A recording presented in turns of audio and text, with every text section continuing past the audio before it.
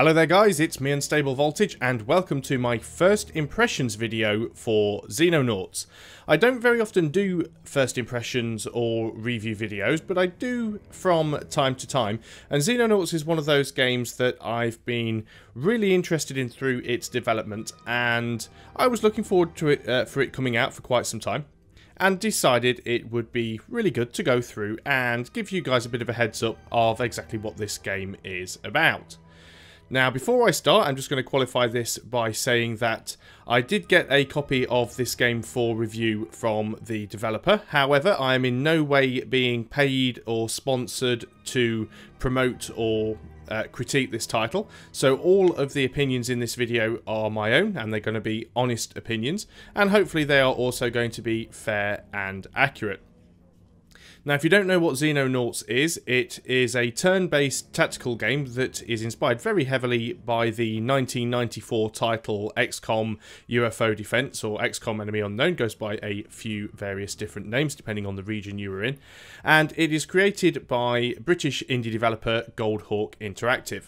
Now, you may not have heard of them prior to Xenonauts, and that's pretty much because Xenonauts is their first major project.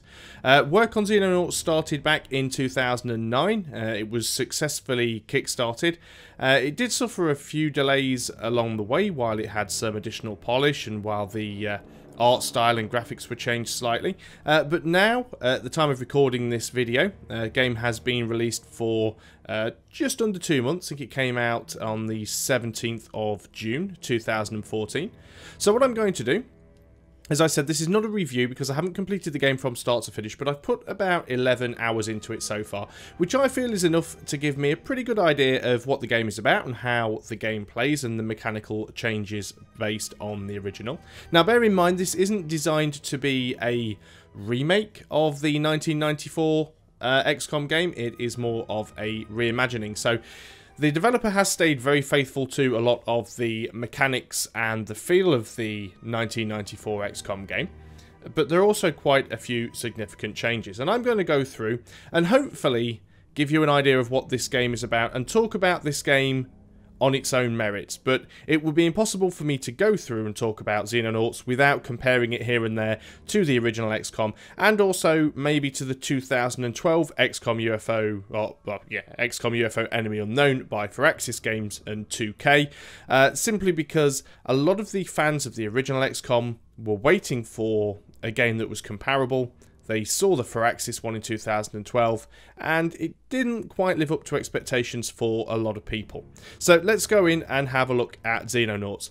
I'd like to show you the game options, but to be honest, there aren't really any. It's all done in a launcher outside of the game itself, and to be honest, the only thing you really have is the ability to change the resolution and run in a windowed mode. Now that's fine really, because the way this game works, it doesn't really have an awful lot of 3D graphics. It's all sort of pre-rendered, nicely hand-drawn, so you don't need to have a lot of graphical options, but it does seem to support the resolutions for most monitors. Once you're within the game, there is a game options here. You can adjust the mouse sensitivity, you can also adjust the volume levels, you've got a few little in-game options you can change, and most importantly, all of the keys are fully rebindable, which is also quite nice. So we can go into a new game, and you've got 4 difficulty settings. You've got the easy setting, obviously for newcomers to strategy.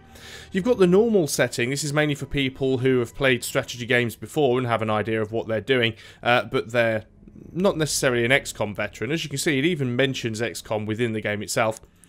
You've then got veterans. This is for people who have played games like XCOM before, and then you've just got insane.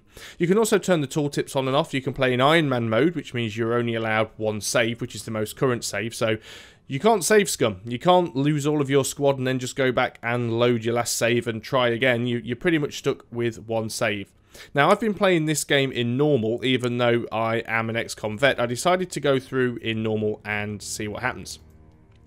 So I've been playing a game through on my channel, which you can go back and have a look at if you want to see the progress so far. But I'm going to go back 1 save so that I'm not playing any further than I already have in my playthrough. And we'll go through and have a look at what we have. So this is the main screen that you will see during the strategic section of the game. This is the Geoscape. Very similar to what you had in the original XCOM game, except this time it's not a globe. We're actually looking at a flat map we can scroll around. And this is where you basically do all of the management of your soldiers, your research, your production. This is also where you scan for UFOs and alien activity, and as you can see, these little green squares are my bases. So for those of you who don't have any idea what the XCOM franchise was about or what Xenonauts is about, essentially it is an alien invasion, and you are the commander of a task force which is globally funded, and you are charged with dealing with the alien invasion. Your job is to intercept and shoot down alien craft, respond to alien terror missions and landing sites, to kill or subdue the aliens, capture their technology, research it, and turn it against them. That is basically the plot. Now, XCOM, even though it came out in 1999, was set in the near future, so I think it was set in something like 98 or 99, something like that. I can't remember the exact date. Xenonauts takes a bit of a step back and actually set in 1979, so it's sort of a bit of an alternate history going on here. Now, one great thing that you can do in Xenonauts, like you could in the original XCOM, is you can have multiple bases and you can put them anywhere you want on the map around the world. And in fact, you're encouraged to do so because you need to have these, you see these circles around the bases. These are the areas of influence where your radar reaches, where you can actually see the various different craft that come into range. So in the 2012 XCOM, you couldn't do that. You were very limited to where you could put bases, so it's very nice to see those back in there. And of course, just like in the original XCOM, you do have the buttons here just to speed up and slow down the passage of time. Now, as you can see, I've just sped things up to the fastest speed, and we can see that aliens have commenced an aerial bombing of Vancouver. Local forces are asking us to send assistance, which we are going to do. Now, I'm going to send my two Condors, which are my two interceptors, and they are closest. They're at this base here, which I've called Area 52, and I'm going to send those out. Now, a couple of the major changes that you have in Xenonauts. First of all, you can actually send out your interceptors in squadrons, just like we've sent out here. We haven't sent out an individual interceptor, we've actually sent out two. And we are shortly going to arrive at the alien bomber. Now, what you can see here is we have the option to auto-resolve, which will be a 100% victory. We could follow it. We could disengage. We could tail it until it's overland, but it already is. Or we can go in manually. And this is one of the new things that has actually been added into Xenonauts that wasn't in the original XCOM. In the original XCOM, you did have some control over the aerial combat, but all you could really do was choose how far away you were from the enemy craft. But with Xenonauts, you can actually pretty much fly the entire flight. So what I'm going to do here is I'm just going to disable my missiles because I don't want my Condors to fire off their missiles straight away because they might miss. The cones you see in front of the craft are their angles of fire. So I'm going to get my two interceptors to sort of fly off in different directions, see which one their bomber decides it's going to go for. Now, when my craft get in range, it will try and take some shots. This is Condor 1. You're going to go up to your maximum speed. So we're going to put the afterburner on.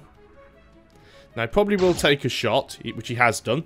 We're going to take this Condor and turn it to face the UFO. Now, we're going to watch this projectile here. We don't want that to hit. So what we are going to do is we are going to select this ship here. And we are going to tell it to perform its evasive roll. Which we did, and its shot missed. It's going to fire a second shot.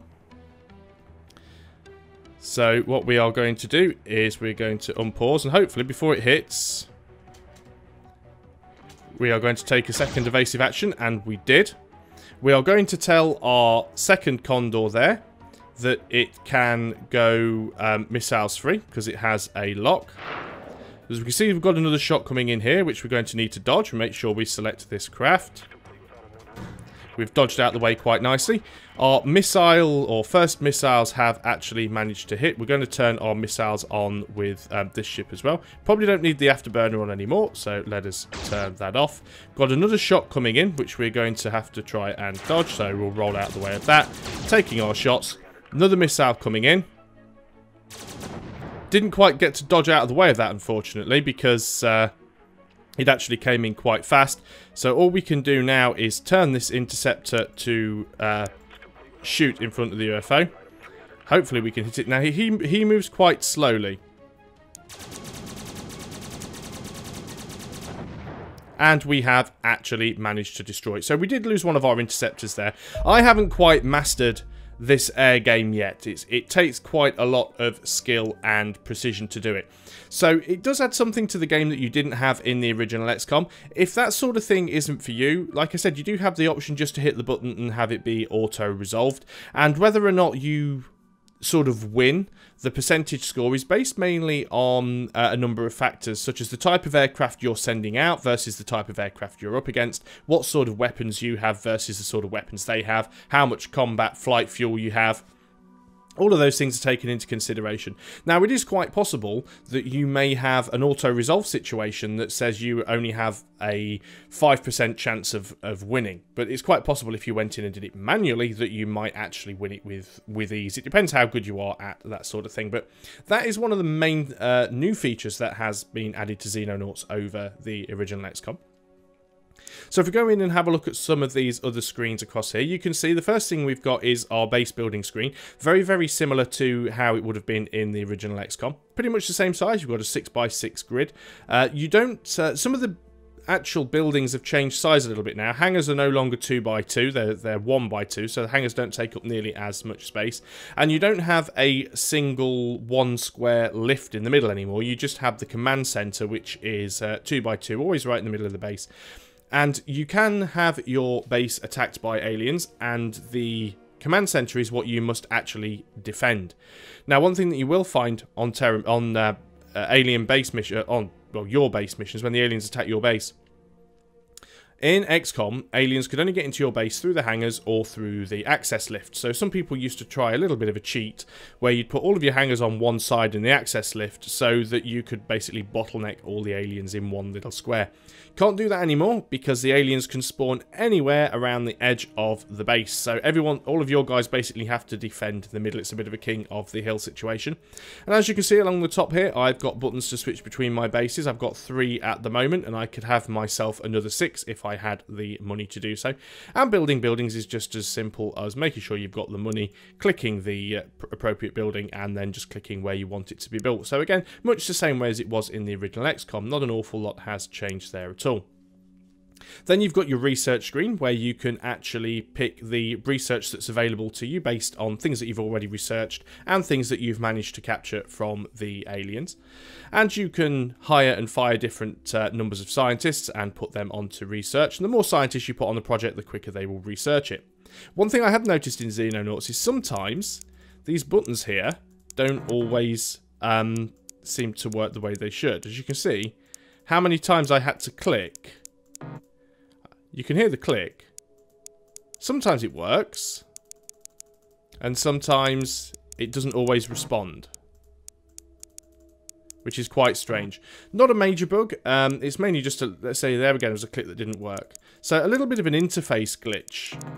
It's annoying, but it isn't game breaking. There's a couple of little bits and pieces like that in there that don't detract from the game too much, but the good thing is the game is still getting patched. I mean, every week or so, patches come out and fix these little issues, but they're nothing major to worry about. Just like we have with the research, we have the ability to build our various extra weapons and armor, vehicles and aircraft and things, all pretty much from the research that you've done. So you research something with the research, and then you use your engineers to go and then build that item. Again, this works pretty much the same way as it did in the original XCOM. It's pretty faithful to that. The way that the weapons work has changed slightly. In the original XCOM, you could pick up the alien weapons and use them without penalty on the battlefield, but only if they had been researched. In Xenonauts, it's a little bit different. You can pick up the alien weapons on the battlefield and use them regardless of whether or not they've been researched, but because they're not designed for human hands, you will always have an accuracy penalty with them. When you actually get to a point of researching the alien weapons, instead of actually using the ones that you find lying around on the ground, you actually have to create your own that are designed for human hands. So a lot of the stuff that you actually recover from a shot down or a landed UFO, a lot of the stuff that you actually cover is instantly sold off to add to your fund pool, as opposed to going into your stores where you can use it for your own troops. You have your barracks with a full list of troops, and again, just like you could in XCOM, you can rename all of your soldiers and see everybody's sort of various statistics at a glance. You can see what ship they are assigned to. And if we just go over here into the soldier equipment, and this is another one of the nice things that has been added into Xenonauts, is you can actually give your soldiers different roles. So as you see here, there's a list of roles: rifleman, assault, sniper, heavy weapon, scout, shield, rocketeer, grenadier. And you can add new... stun rocket is a custom one that I've added myself, because you can add new roles and you just choose an icon, give it a name. Now, unlike the 2012 Firaxis XCOM, all of your soldiers are basically the same. Yes, they have slightly different stats, but you don't have people who are specifically a sniper, or you don't have people who are specifically a heavy. What you do is you equip your soldiers based on their particular skills. So this particular character here, Major Fat Bob, he has very good accuracy. He's got quite good reflexes and a lot of time units. And because he's actually so accurate, I use him as a sniper. Now, all of this thing does here, this role, is actually equips him with default equipment. So if I was to... Let me just... tell it that this is the default equipment. If I was to change this to assault, obviously I don't have the sufficient equipment to do that at the moment because I don't have enough things manufactured. So let's change him to heavy weapons. So if I change him to heavy weapons, he automatically gets all of the equipment that is associated with that particular class. So he gets the light machine gun, he gets the basic armor because I haven't changed it yet, he gets a couple of rounds of ammo, and he gets the pistol. If I then go and change his role back to sniper, he will go back to how I've set that role up. And this is fantastic because it means if you suddenly decide, okay, I'm going to need an extra sniper on this mission, you can find someone who has enough accuracy to be a sniper, and you can literally just go in and change them to a sniper. You don't have to manually select all of the equipment. Now, any of you that do remember the original XCOM will know that equipment was assigned pretty randomly to each soldier. So you'd start a mission, and very often the equipment was just divvied up between the troops, and you'd have people who had heavy weapons, but they didn't have enough strength or time units to use them, so they could only move like 2 squares at a time. And luckily all that stuff's gone, because you can now set up these equipment loadouts and the game will remember it from time to time. Again, another little bug that I've found, there's a couple of things that I keep changing that keep changing back. So for example, I have this character here who's actually a heavy, but he's now carrying stun rockets. Now, one thing I keep doing is going into the equipped weapon. And as you can see, this actually has the Alanium rocket, the high explosive rocket. I keep changing that for the stun rocket, and even when I tell it to set this equipment as default, if I equip the default role for this equipment, it still keeps changing it back to the high explosive one. Same issue is going on there with this person with the shield. I actually keep changing this setup so that the stun baton goes in the backpack and starts with the default pistol equipped. Set this equipment as default, and if I equip the default equipment for that role, it actually seems to work with this one. And sometimes it doesn't. So again, this is another one of the bugs that it seems to have, is it doesn't always remember the equipment, but certainly it continues to bug out with the default ammunition loaded in weapons that have a choice of ammunition. So if we go into the stores, you can see this is where we keep all of the stuff that we've manufactured or recovered. Now again, unlike the original XCOM, you had to buy absolutely everything. So all of your guns, from your pistols, your rifles, all of the ammo, your grenades, your flares for nighttime combat, absolutely everything had to be purchased, even your ammunition and your weapons for your interceptors. Most of that in Xenonauts has now gone. Pretty much what you have is the only things that go into stores is either stuff that you manufacture or a few bits and pieces that you recover from crash sites. As I said, a lot of it is instantly sold for cash, so you never end up having to micromanage a huge inventory of stock, which is actually quite good. Now, one of the things that has changed is that you're no longer able to manufacture goods for profit.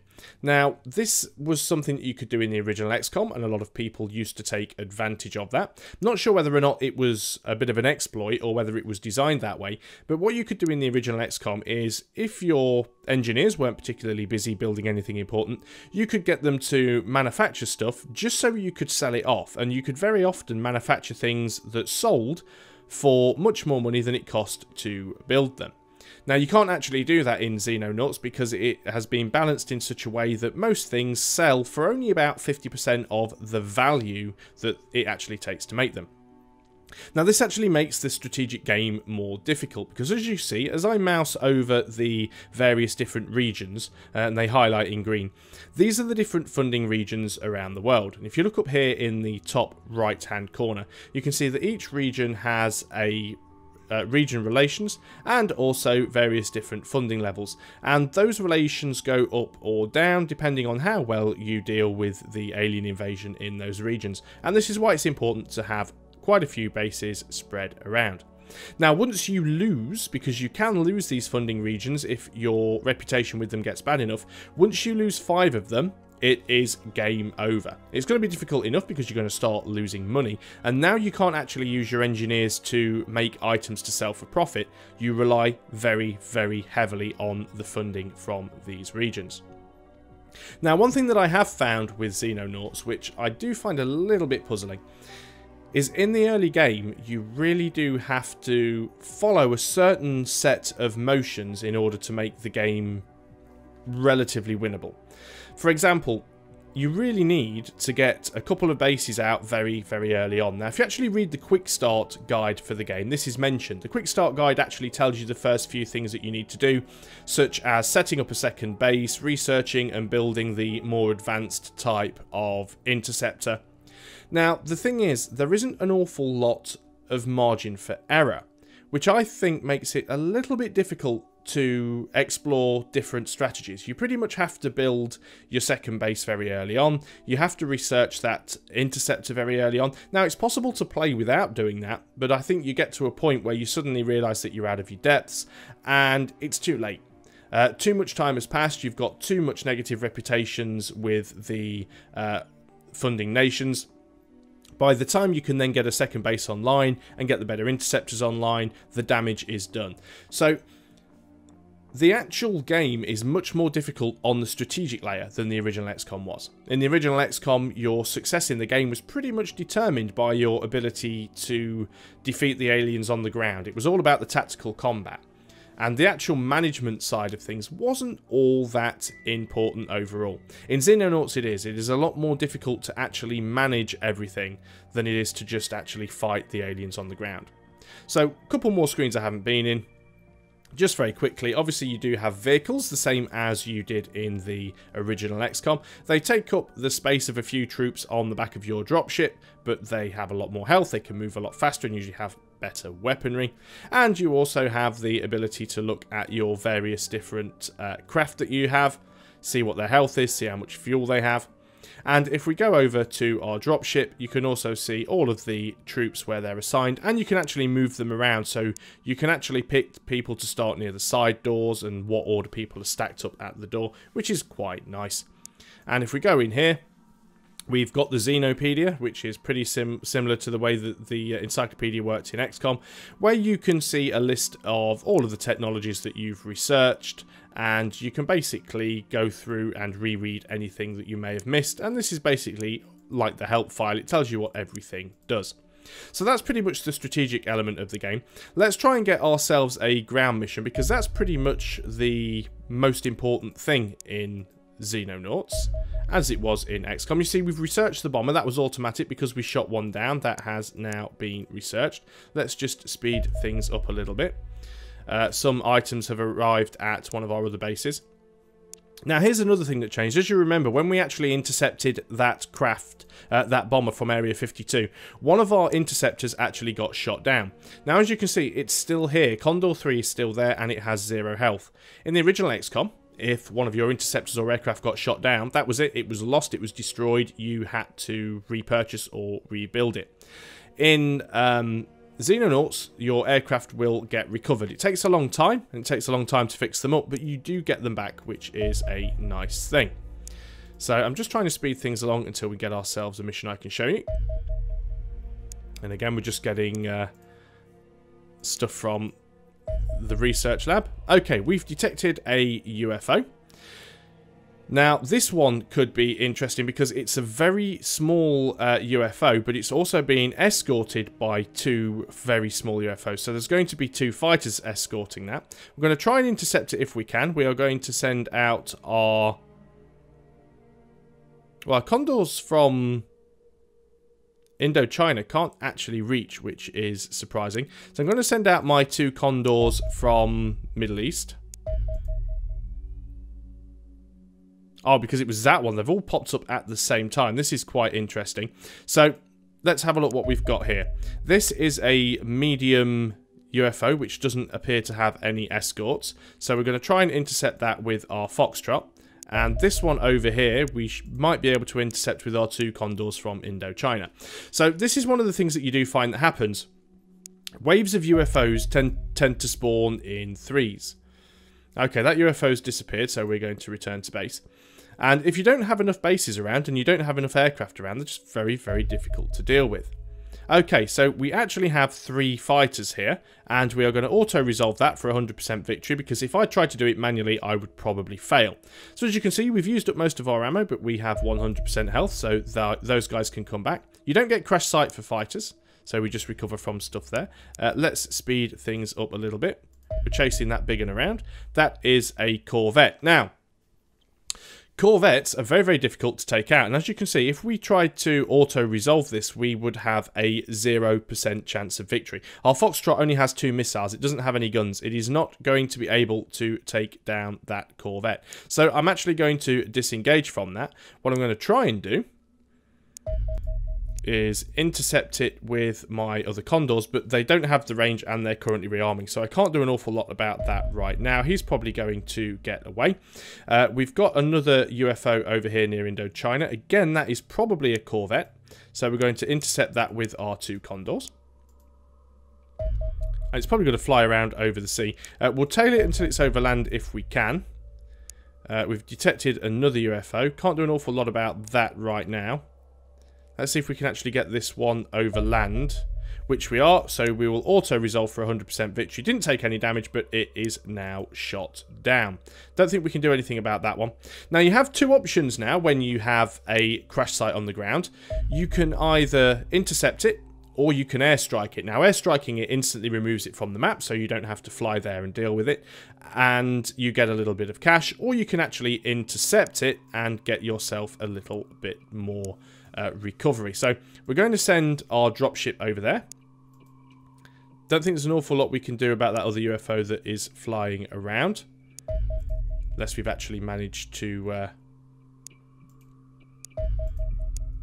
refuel and rearm. No, we don't quite have enough fuel, so we can't really launch to go out and deal with that. Not yet anyway. So we'll speed things up a little bit. And as you can see, we've got UFOs popping up all over the place.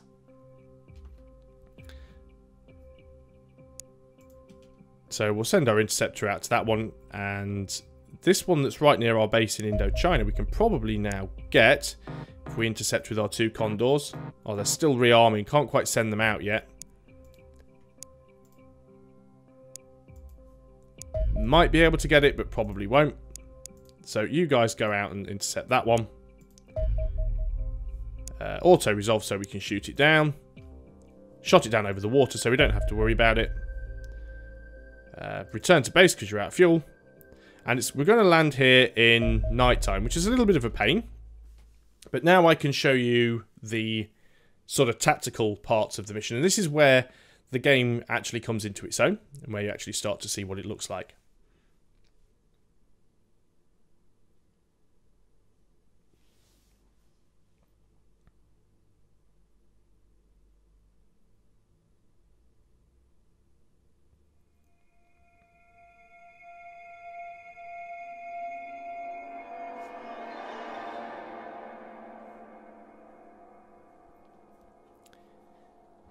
So here we are, this is Xenonauts Tactical Ground Combat, and I'm not going to play the full mission, but this is basically just going to be to essentially show you how it works. It's basically viewed from this isometric viewpoint, and there are various different levels to the terrain, as you can see by this indicator here in the bottom right hand corner.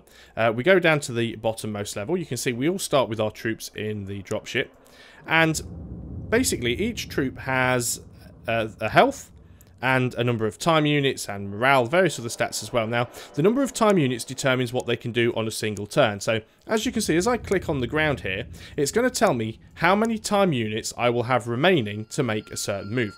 So if I want this soldier to go and stand here, they will have 57 of their 85 time units remaining.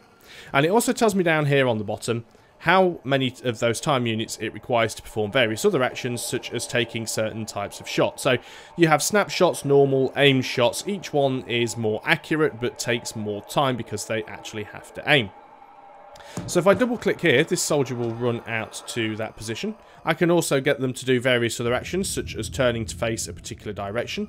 I can get them to stand up or crouch. I can even go into their backpack and shuffle their inventory around. Now, some things that you will find that have changed in this version of in Xenonauts compared to XCOM, is that all of your Earth equipment, like your guns and your ammo and your standard grenades and things like that, you don't have to manufacture or purchase them. You essentially have an infinite supply of them.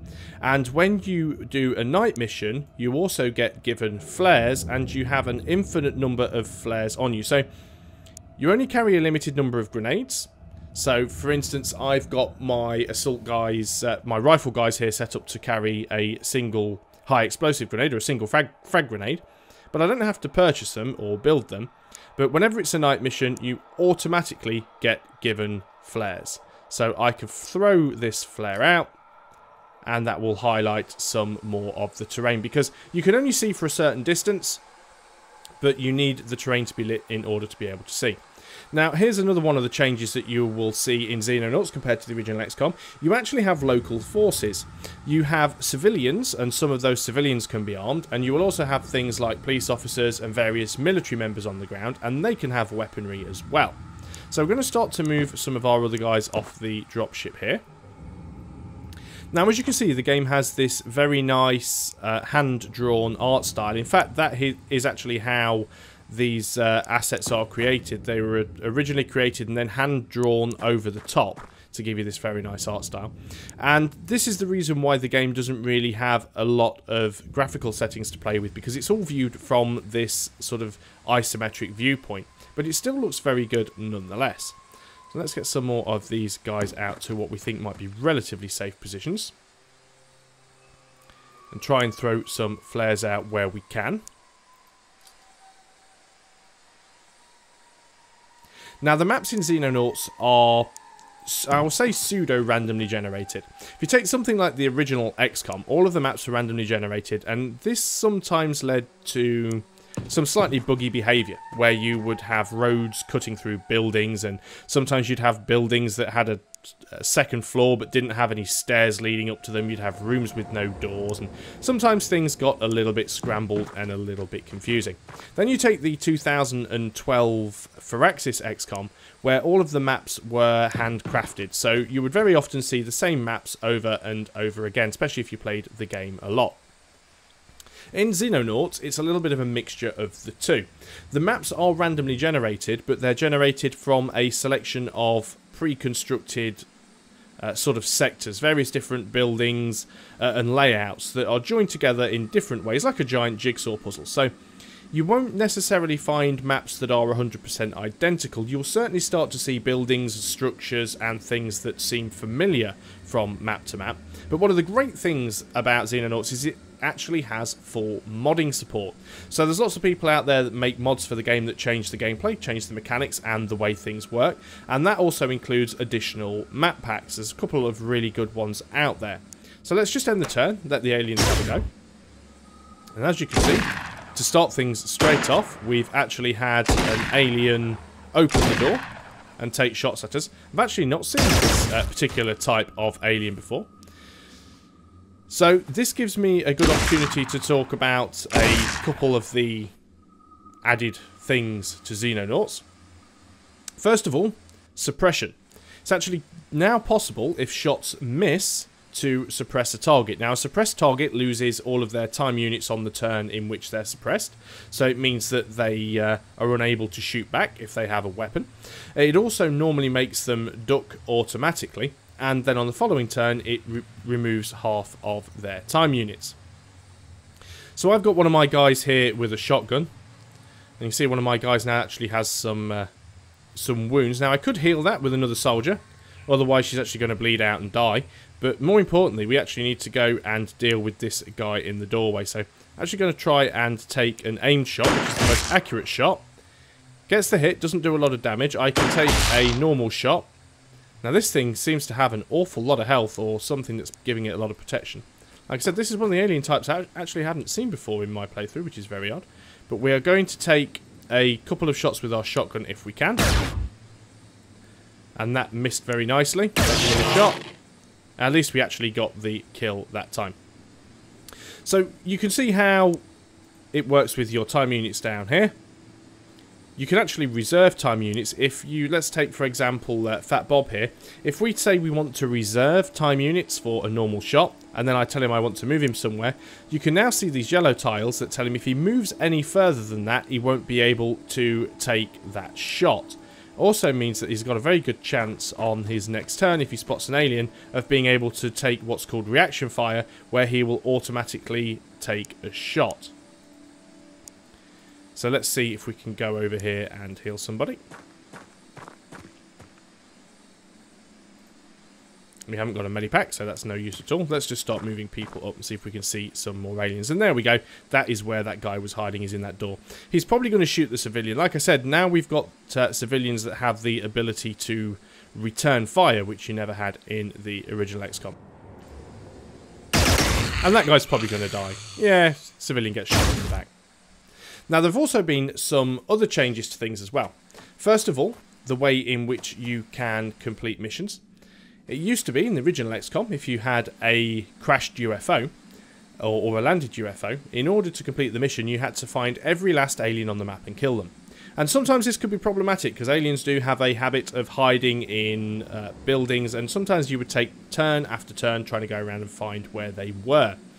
There's another victory condition in Xenonauts, which basically allows you to clear the UFO, and keep a soldier in there for 5 turns, which automatically ends the mission. Now, another thing that's been added into Xenonauts is the directional cover system. So if we take someone here like Shadowhawk, and we try and aim at this alien, as you can see, we have 100% block chance, because we have this obstacle in front of us. Now, line of sight always played a part in the original XCOM, but it worked slightly differently. The way this works is you actually have directional cover, so you can hide behind cover, and that reduces the alien's chance to hit you, also reduces your chance to hit the aliens. So it means you can actually make far more use of the terrain than you were able to in the original XCOM. We're going to get Bob to take his snapshot over there, so he gets a hit, and he does, and that alien is down. And we can move people forwards a bit, and we'll probably find lots more aliens around, because that's what they do. But this is basically how the tactical section of the game works, and it is very, very similar to the original XCOM. Gone is the 2-stage movement system, like in the Firaxis version. We've gone back to the original time unit system. Soldiers also have morale, which means they can get panicked, or they can get feared, and they'll drop their equipment and run away and cower in a corner. Again, all very, very similar to the original XCOM.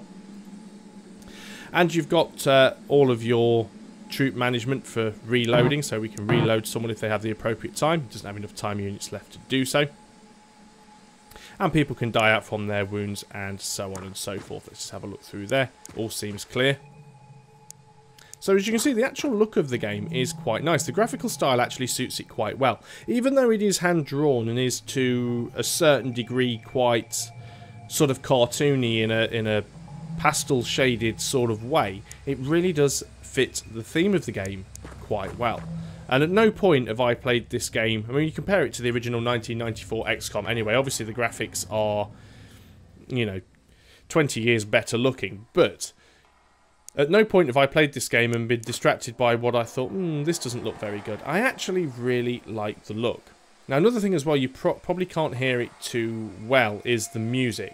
The music in this game is fantastic, very, very true to the original XCOM game, very atmospheric as well, especially on these night missions out in farms. It's actually quite eerie and quite unnerving, a little bit unsettling, and it really does suit the game quite well. The sound assets are also quite nice. All of the explosions and shots from the various weapons actually sound really good. I can't actually take a shot with this guy with the rocket launcher because he was suppressed on the last turn. Let's end the turn, see if everybody doesn't get killed. Probably an alien up there, which is why the map's just moved in that direction.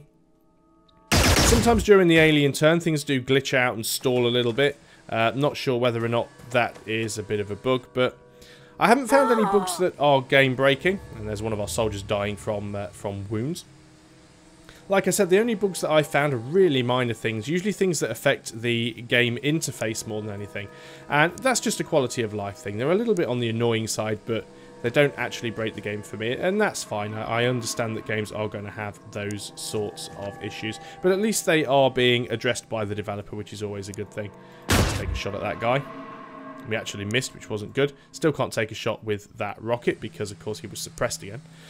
So it's one of those things. Can't actually climb over that hedge, which is a little bit annoying. I'll try and go around it, though.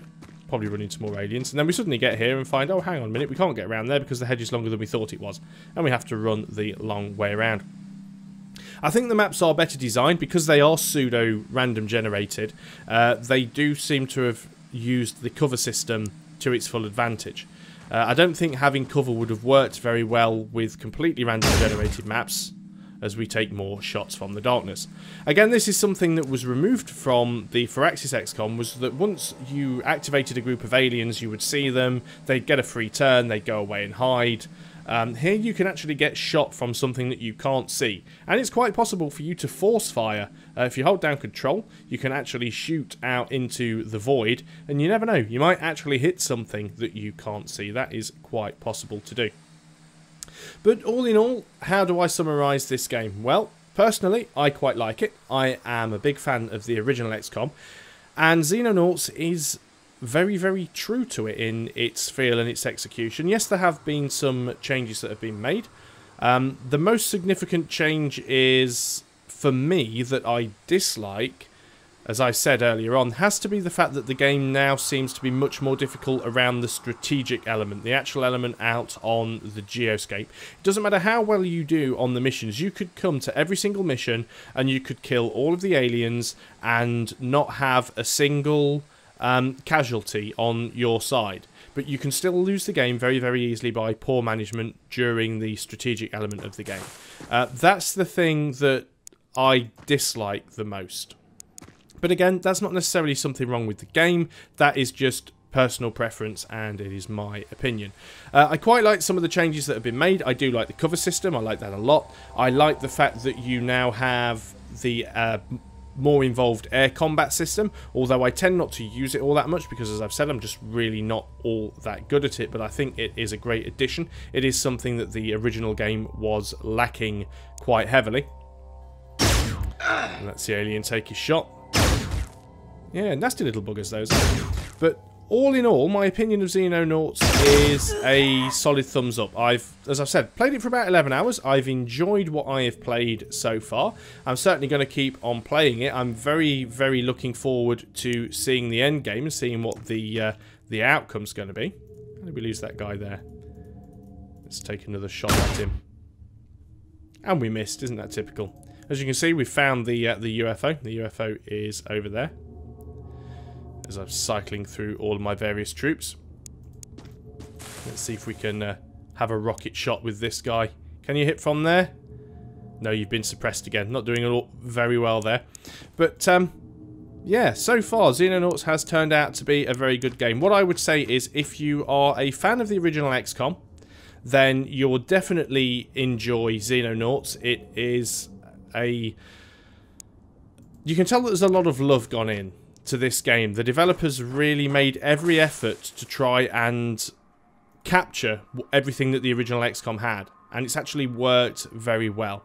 It does have some of its problems. Like I said, there are a few minor glitches and minor bugs that do need to be resolved, and I'm quite confident that they will get sorted out as time goes on. And you've got the modding community as well, which will always work to try and fix these things and, you know, make the game better. You've got those options. But those of you who are big fans of the XCOM franchise, particularly the original game, I suggest if you haven't already, you get your hands on Xenonauts and try it out, because you will enjoy it. I'm quite confident to say that. If you like the original XCOM, you will enjoy Xenonauts. If you haven't played any of the XCOM games before, but you like turn-based strategy, it is still probably really worth a look for you if you like the alien theme. It's a very solid game. The mechanics are sound. It's really easy to actually pick up, particularly the tactical combat section. It's not necessarily it's easy to learn but difficult to master, so it's certainly going to be a bit of a challenge for you. Like I said, the only thing that concerns me is the difficulty level of the strategic element of the game. That may be something that gets addressed later on via the modding community, or it may be something that actually gets rebalanced slightly by the developers themselves. But this has been Xenonauts by Goldhawk Interactive, which is available now through most digital distribution outlets, including Steam. So go and check it out. Thanks a lot for watching, guys. I'll see you next time.